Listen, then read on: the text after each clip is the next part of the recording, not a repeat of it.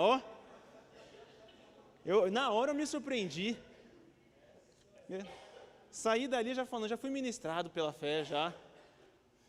Que eu quero conversar hoje aqui com vocês é algo que, na verdade, Deus já tem ministrado no meu coração há algum tempo.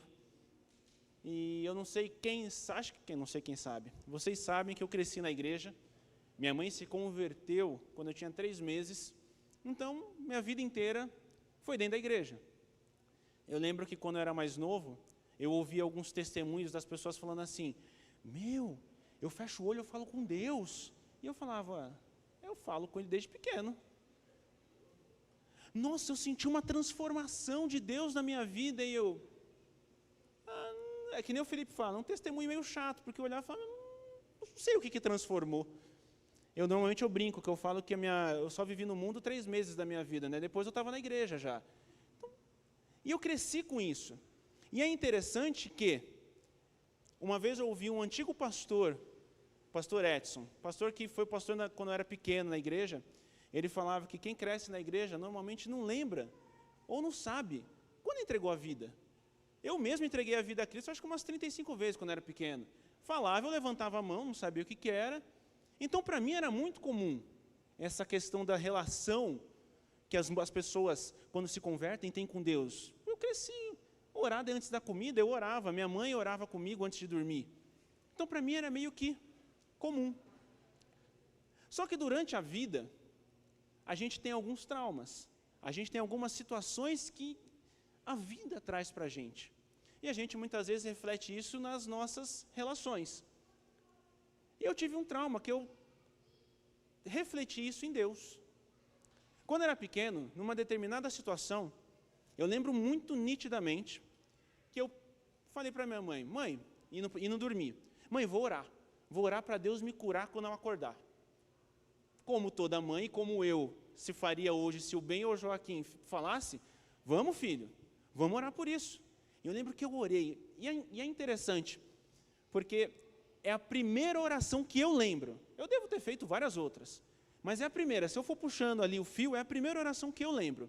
E nessa oração, eu lembro que eu ali na cama, eu acho que no meu quarto lá tinha um beliche, eu devia estar na parte de cima, e eu orando, Deus me cura, que eu acorde bem, não sei o quê, orando com muito... Eu acho que foi aquela oração de fé mesmo. Dormi tranquilo, feliz, alegre, legal. No outro dia eu acordei do mesmo jeito. E eu lembro nitidamente da dor e do choro que eu tive na cama. Eu chorava na cama, porque para mim, naquela hora, Deus não me curou.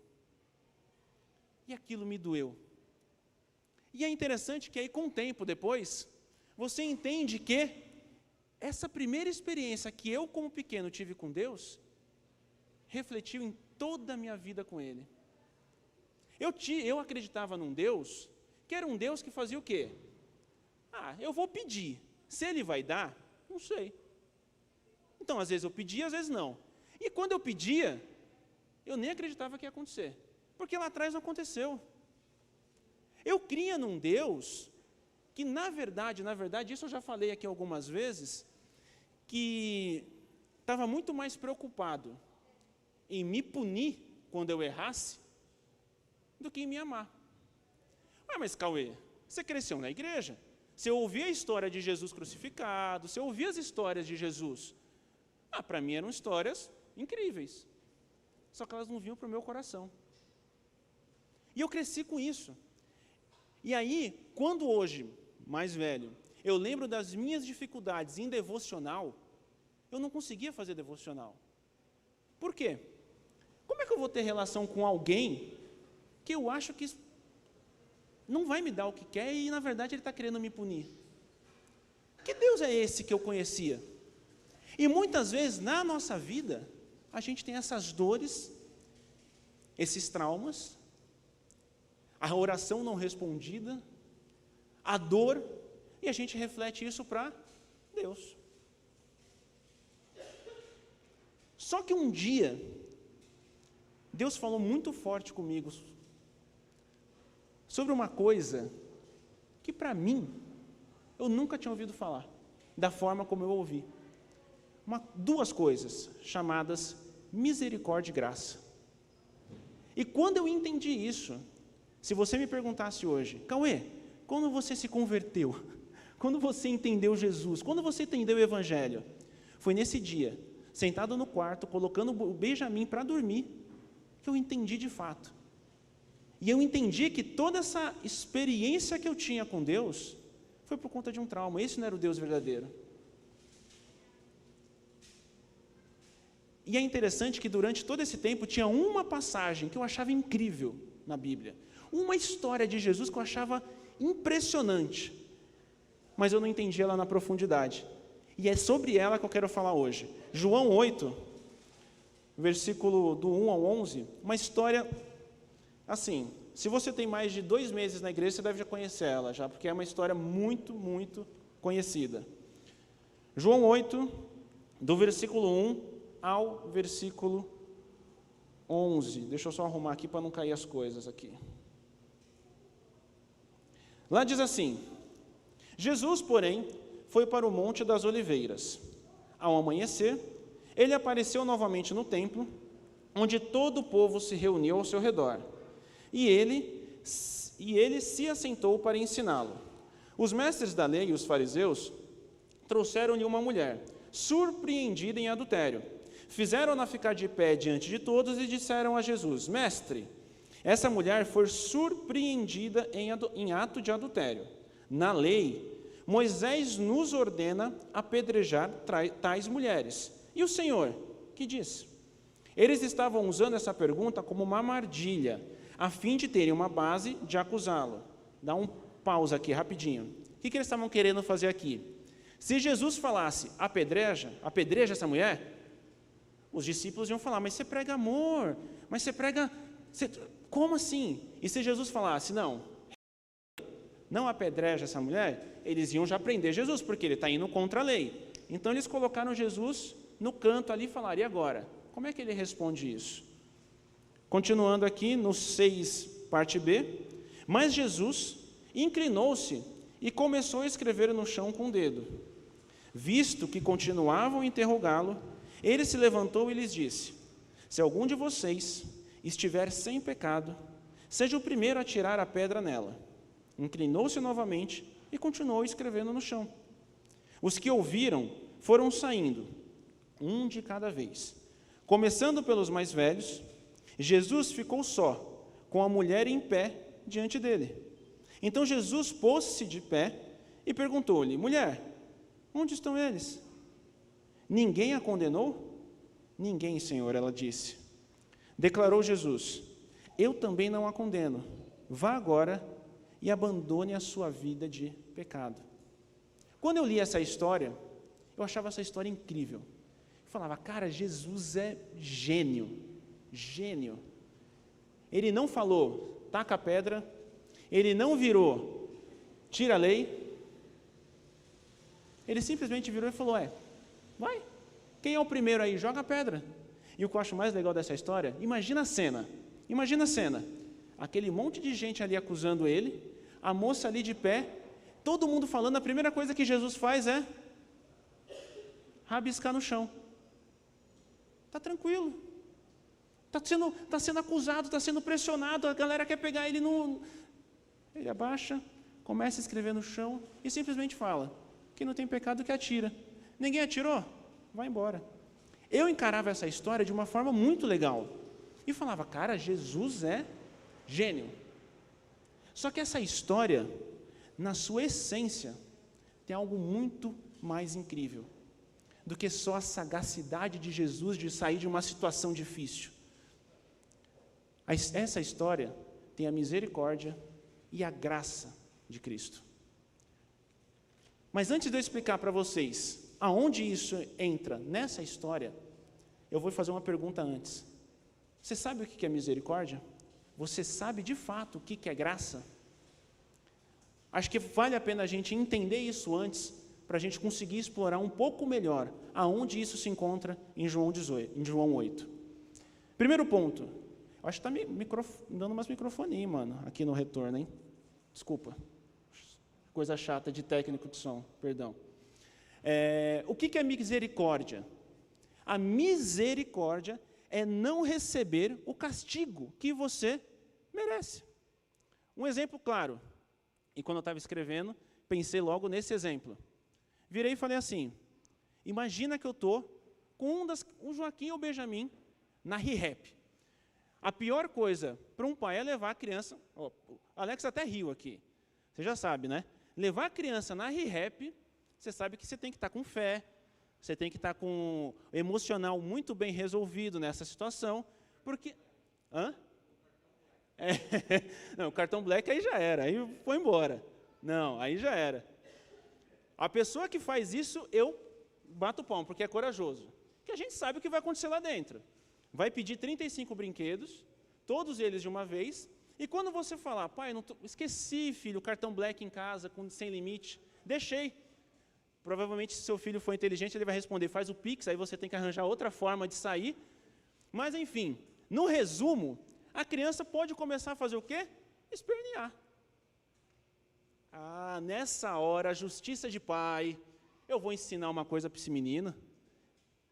Na hora, quem assistiu Divertidamente aqui, o Divertidamente 1, vai lembrar que, 1 ou 2, acho que foi 1, que quando a menina responde para o pai, o cérebro do pai já pensa assim, briga, vai para cima, responde. O filho ali, dando aquele esperneio ali no chão, você olha para o lado, está todo mundo assim para você. Esse pai não dá jeito nessa criança, que criança mimada. Aí vem a vergonha, aí vem tudo aquilo. Qual a sua reação? Eu vou falar a minha, muitas vezes. Para com isso, menino, levanta daí, sai daí. É a bronca. O que é a misericórdia? Ele fez tudo isso. Você não faz nada. Mas ele não merecia eu dar uma bronca?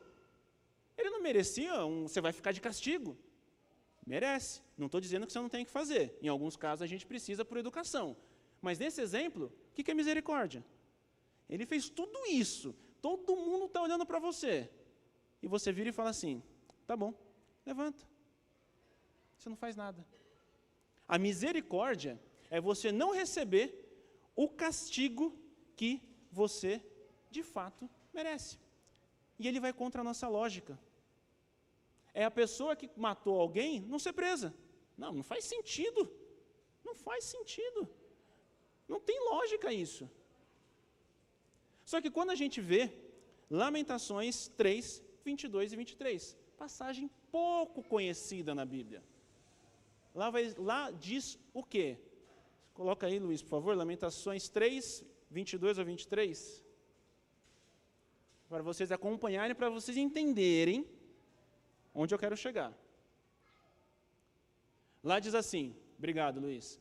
Graças ao grande amor do Senhor, é que não somos consumidos, pois as suas misericórdias são inesgotáveis. 23.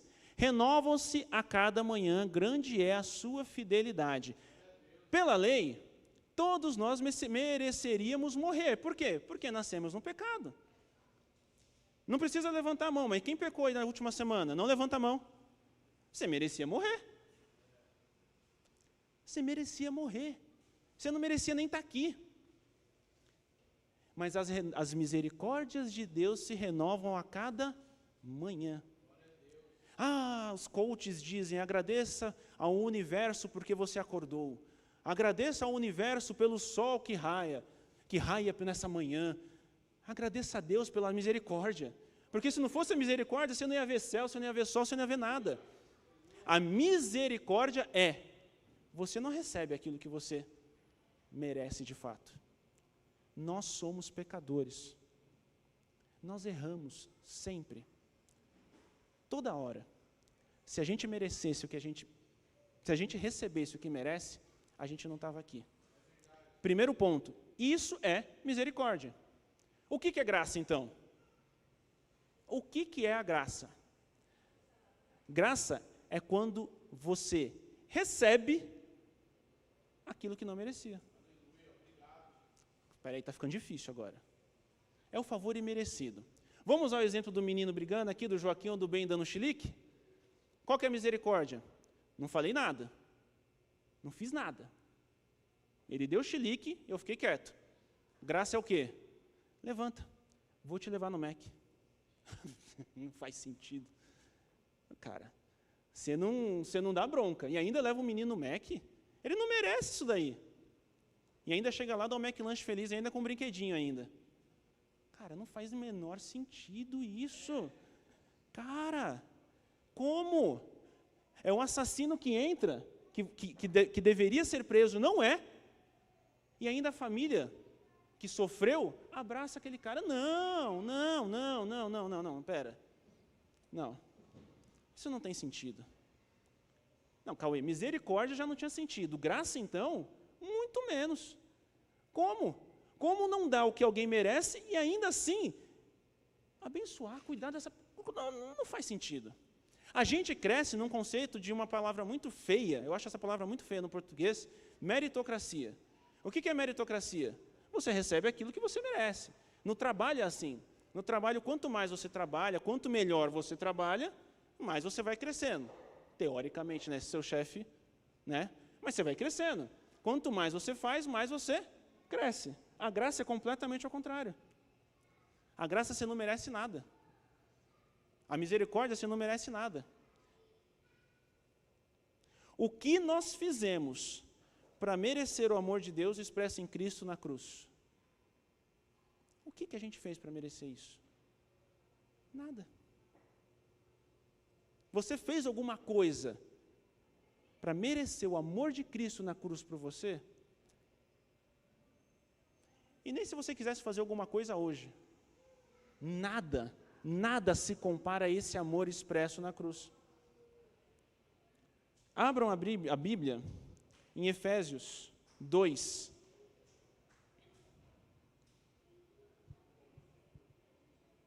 Versículo 8 e 9. Também algo pouco conhecido. Lá diz assim: pois pela graça vocês são salvos por meio da fé, e isso não vem de vocês, é dom de Deus. Não por obras, para que ninguém se glorie. Pois vocês são salvos pela graça, e isso não vem de você. Você não fez nada para merecer isso. E aí a gente entra de fato em João 8. Beleza, Cauê. Entendi o que é misericórdia, entendi o que é graça. Fiquem tranquilos. Não faz sentido para a gente isso. Na nossa cabeça, isso não faz sentido. E é normal. É normal.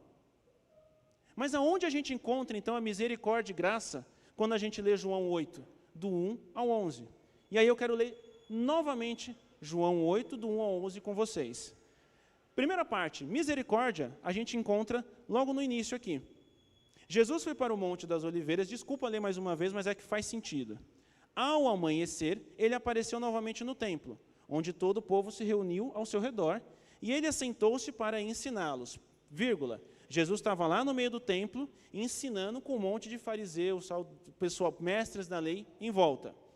Os mestres da lei e fariseu trouxeram uma mulher surpreendida em adultério, fizeram-na ficar em pé diante de todos e disseram: mestre, essa mulher foi surpreendida em ato de adultério. Na lei de Moisés, a lei de Moisés nos ordena apedrejar tais mulheres. E o Senhor o que diz?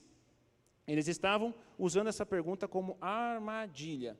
Mas Jesus inclinou-se, agora começa a misericórdia. Mas Jesus se inclinou-se e começou a escrever no chão com o dedo. Visto que continuavam a interrogá-lo, ele se levantou e disse: se algum de vocês estivesse em pecado, seja o primeiro a tirar a pedra nela. Inclinou-se e novamente continuou escrevendo no chão. Misericórdia. Os que ouviram foram saindo, um de cada vez, começando pelos mais velhos.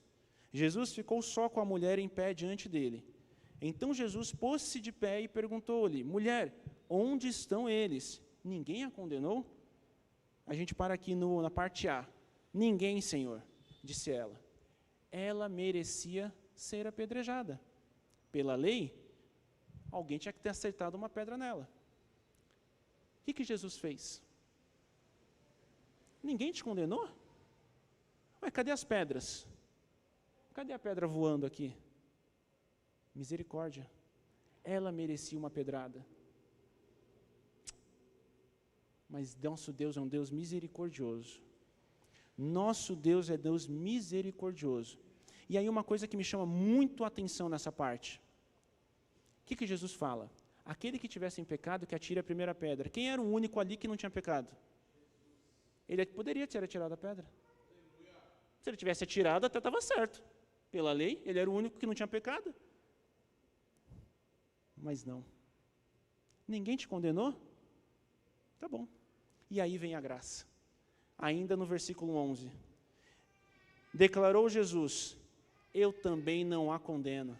Vá, e de agora em diante, abandone a sua vida de pecado. Ele não simplesmente não apedreja, como ele entrega para ela uma nova vida. Não faz sentido, Cauê. Não faz sentido. Ela tinha que ter tomado uma pedrada e morrido. Ele tinha que ter tomado uma bronca quando deu o chilique aqui na ReHap. Não faz sentido. Misericórdia e graça não é para fazer sentido. Misericórdia e graça é para transformar a nossa vida. Ele não só não pune, como ele perdoa e dá nova vida, dá novo sentido. E aí, quando você entende isso, você percebe isso em toda a história de Cristo. Lembra dele diante do ladrão lá na cruz? Jesus morrendo de dor, crucificado. Um ladrão caçoa, o outro fala, não fala isso dele. E o que ele faz? Não, ainda hoje você estará comigo no paraíso. Se fosse eu, nem respondia, eu estou lá cheio de dor, cara. Irmão, misericórdia e graça. Já ouviram falar do Mateus, né? Grande Mateus, primeiro livro do Novo Testamento, mas você conhece a história de Mateus de fato? Mateus era coletor de impostos. Mateus era judeu, mas colhia imposto de judeu. Para os judeus, Mateus era o pior tipo de pessoa que existe, porque ele negou. Para o judeu é como se ele falasse, você é um judeu vindo me cobrar, trabalhando para o romano, quem você pensa que você é? Você é a pior da nossa espécie, você negou a nossa raiz. Para o judeu isso é inconcebível. Mas Jesus chama esse cara para ser discípulo. Isso é misericórdia, isso é graça. Pedro é aquele cara incrível, mas quando Jesus mais precisou, o que ele fez? Quantas vezes ele negou? 3. Mas depois Jesus encontra ele, restaura ele. Quando você vai lá em Atos, ele levanta, prega, 3.000 se converte, ele anda. Não tenho ouro nem prata, mas o que eu tenho eu te dou, levanta e anda. Misericórdia e graça. Você entende? Quando a gente entende a misericórdia e graça de Jesus por nós, ela transforma a nossa vida. Por isso, que quando eu falei para vocês que eu cresci entendendo esse Deus que me punia, ou esse Deus que não me dava o que eu queria, quando eu entendi misericórdia e graça, eu falei, cara, agora eu me converti. Porque agora eu entendi o que Jesus fez na cruz por mim. Agora eu entendi que eu não mereço. Eu entendi que eu não mereço. Eu entendi que tudo que Ele me dá, até aquilo que eu não peço, até aquilo que Ele não me deu, é misericórdia e graça dEle, porque Ele me ama. Porque Ele te ama. Jesus retém o julgamento e oferece uma nova vida, um novo propósito. Eu cresci na igreja ouvindo, não, porque é uma nova vida, é um novo caminho. Qual? É esse. É o caminho da misericórdia e da graça.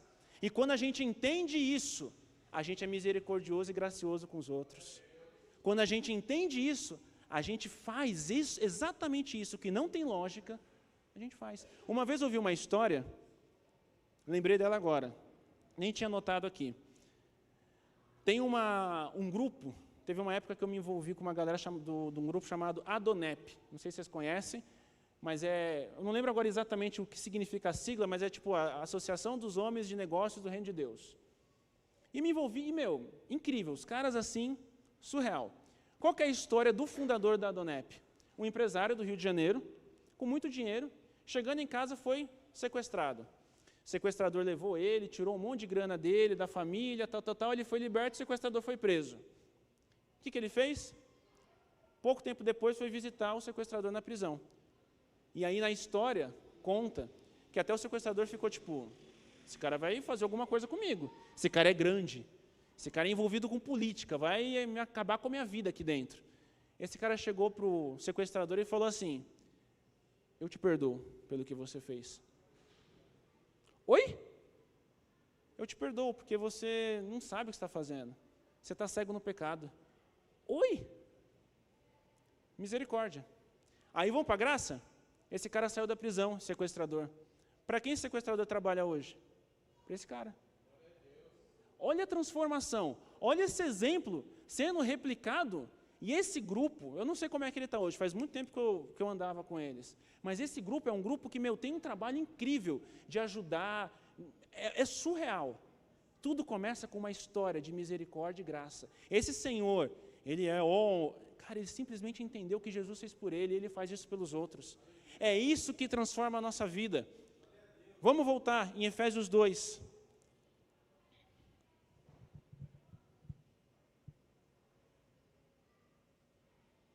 Efésios 2, do versículo 1 ao 5.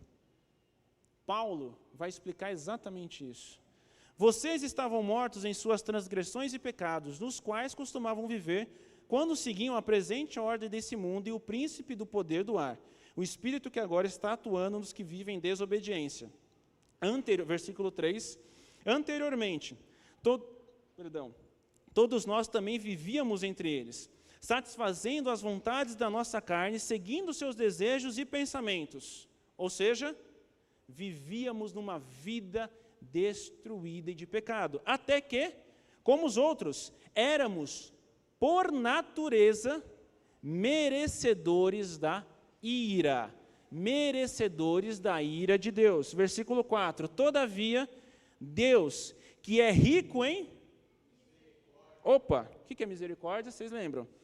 Pelo grande amor com que nos amou, deu-nos vida com Cristo, quando ainda estávamos mortos em transgressões. Pela graça, vocês, somos salvos.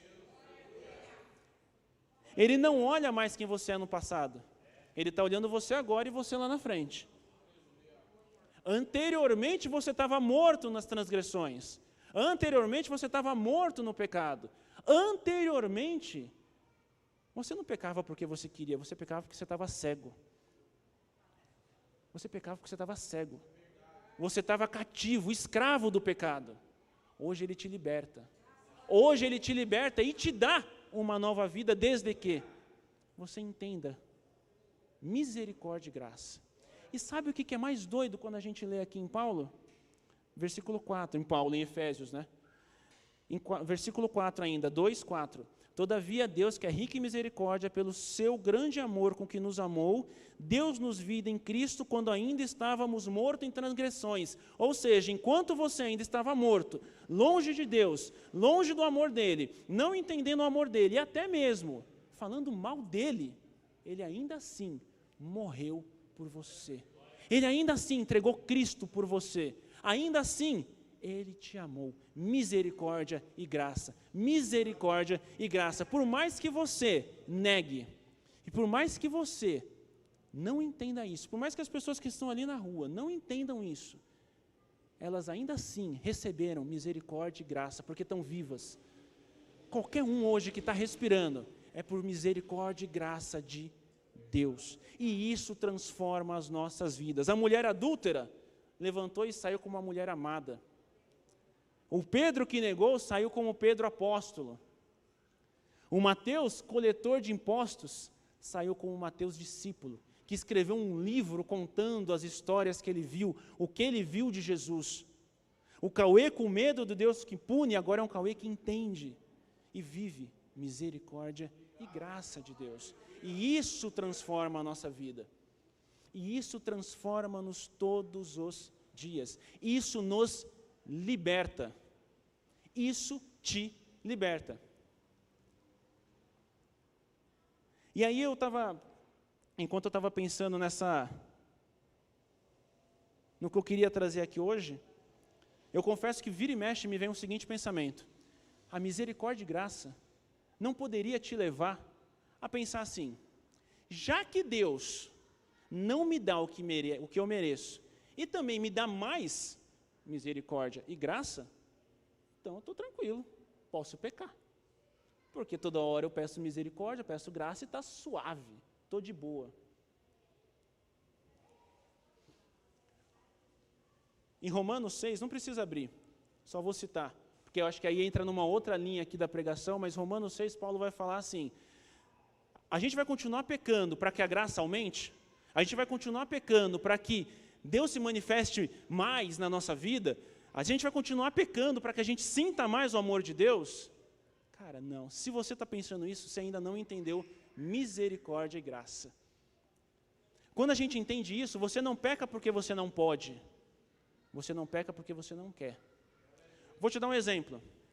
É o exemplo que eu sempre dou. Eu não vou trair a Thalita porque eu não posso. Eu não atraio porque eu não quero. Porque quando eu penso que eu não vou atrair porque eu não posso, se tivesse uma chance, ou se alguém falasse que eu podia, eu faria. Mas quando eu não traio porque eu não quero, é porque o amor está enraizado dentro de mim. E eu escolhi não fazer. Quando eu não peco porque eu não posso, se tivesse a chance, eu fazia. Se tivesse uma chancezinha, eu ia. Mas quando eu não peco porque eu entendi misericórdia e graça, porque eu entendi o amor dele por mim, eu entendi que ele morreu por mim, eu não peco porque eu não quero. O Felipe uma vez falou isso aqui, acho que alguns domingos atrás. Ah, pastor, pode fazer isso, pode tatuagem, pode beber, pode aquilo. Cara, pergunta para Deus, você tem seu relacionamento com Ele. Por amor, você vai entender o que você pode ou não. Por amor a Deus, entendendo misericórdia e graça, você vai deixar de fazer as coisas por Ele. É Ele que eu estou gastando a minha vida. Você vai gastar a sua vida não porque o Felipe mandou, não porque o ciclano mandou, não porque foi bonito quando o Glauco cantou, o pessoal cantou aqui em cima. Você vai gastar a sua vida porque olha o que Ele fez por mim. Olha o que Ele fez por mim. Ele morreu na cruz por mim. Suas misericórdias se renovam, sua graça está na minha vida. Se eu não fizer isso, se eu não gastar minha vida por Ele, é o mínimo que eu posso entregar. O amor de Deus nos transforma. E tem uma frase que é forte, mas é real. Somos um monte de mulheres adúlteras que não foram apedrejadas. Somos aqui um monte de pessoas, um monte de mulheres que um dia merecia a pedra. Mas Jesus olhou e falou, não vou apedrejar. Você é merecedor do meu amor. Você é merecedor da minha graça. Você é merecedora da minha misericórdia. João 3,16, porque Deus amou o mundo de tal maneira que entregou o seu Filho por você. Misericórdia, graça. Mesmo você ainda cometendo os atos que você sabe que você precisa parar. Mesmo você vivendo a sua vida de hoje, Ele ainda ama você. Cadê as pedras? Cadê as pedras? Cadê as pedras dos que acusam? E para fechar, bem rápido. Quando a gente entende misericórdia e graça, como eu falei, nós somos misericordiosos e graciosos. Existe no meio evangélico uma mania de julgar. Existe no nosso meio uma mania de apontar o dedo. Existe no nosso meio uma mania de dizer que nós somos bons e quem está fora não é. Sabe como é que a gente quebra isso? Lembra de quem você era. Lembra do que você fez. E lembra da misericórdia e da graça de Deus na sua vida. Quando você lembrar disso, você vai olhar para quem está lá fora e vai falar, eu te entendo, porque eu fazia isso. Mas eu fui alcançado pela misericórdia e graça. Quando você entender isso, você vai lá para fora, e você não aponta mais dedo. Quando você entender isso, isso vai te consumir a tal ponto que vai ser impossível você julgar o outro. Eu só quero terminar hoje. Se eu pudesse falar para você lembrar de dois versículos do que eu falei hoje, eu queria que você lembrasse de João 8, 10, 11. Então Jesus pôs-se de pé e perguntou, mulher, onde estão eles? Ninguém a condenou? Ninguém, Senhor, misericórdia. Declara Jesus, eu também não a condeno. Vá e abandone seu pecado. Graça de Deus. Queria que você se colocasse em pé. E eu queria fazer, na verdade, 2 orações hoje. Primeira delas, se você que está aqui ainda não entende o que é essa misericórdia e graça, se você ainda não entende o que é esse amor de Deus por você, e se você, ouvindo o que foi pregado aqui, entende que Deus está falando com você, eu queria que primeiro você fechasse seus olhos e junto comigo você orasse. Senhor Pai, Senhor Deus, hoje eu entendo o Teu amor por mim. Hoje eu entendo que mesmo na minha vida atual, o Senhor é um Deus que por misericórdia, que por graça, me trouxe aqui hoje para Te ouvir. Eu entrego-me a Ti, eu entrego-me a esse amor, eu entrego-me a essa misericórdia e essa graça do Senhor, para que a partir de hoje, assim como essa mulher adúltera, eu seja uma nova pessoa em Cristo Jesus. Em nome de Jesus, amém. Se você fez essa oração pela primeira vez hoje, se você fez essa oração hoje no teu coração pela primeira vez, depois procura o Felipe, para a gente conversar. E para quem já está aqui dentro de casa, como eu estava, e não entende essa misericórdia e graça, o que eu te peço hoje é, Deus, ore para isso, ore assim, Deus, me faça entender o Teu amor, me faça entender essa misericórdia e graça que o Cauê falou ali na frente, me faça entender isso, para que meu coração seja cheio do Teu amor, de uma forma como eu nunca senti. Pai, nesse momento, assim como lá atrás, um dia o Senhor encheu meu coração, mostrando para mim o que era essa misericórdia e graça do Senhor, mostrando para mim, Deus, o que era o Teu amor. Nesse dia, Deus, eu abri os meus olhos e entendi a Tua palavra. Nesse dia eu entendi que a Tua palavra é uma palavra de amor por nós. O Senhor é um Deus que nos ama desde o princípio. Deus, que seja assim, que cada irmão aqui hoje, que talvez ainda não tenha entendido o que é misericórdia e graça, possa entender isso no seu coração, que o seu coração seja cheio do amor de Deus, seja preenchido com a presença do Senhor, seja transformado pela misericórdia e graça do Senhor, Pai amado. Oh Deus, porque quando formos, transformaremos os lugares aonde estivermos, porque quando formos, transformaremos nossas famílias, nosso trabalho, nossa igreja, por onde andarmos, Pai, porque quando formos, nós entenderemos o propósito do Senhor nas nossas vidas, porque quando formos, entenderemos que aqui haverão pastores, missionários, profissionais que farão diferença onde estiverem, em nome de Jesus. Pai, inflama o nosso coração, encha o nosso coração com Teu amor, Deus. É o que eu te peço nessa noite, assim como o Senhor um dia transformou o meu coração, que seja assim no coração de cada um aqui nessa noite, em nome de Jesus, amém e amém, amém. Que Deus enche o nosso coração com a misericórdia e graça dEle, com o amor dEle, e que nessa semana, você lembre disso, na segunda, na terça, na quarta, você lembre, Ele me amou primeiro, Ele me amou quando eu não merecia, Ele me amou quando eu não tinha feito nada por Ele. Amém? Chamar o pessoal do louvor.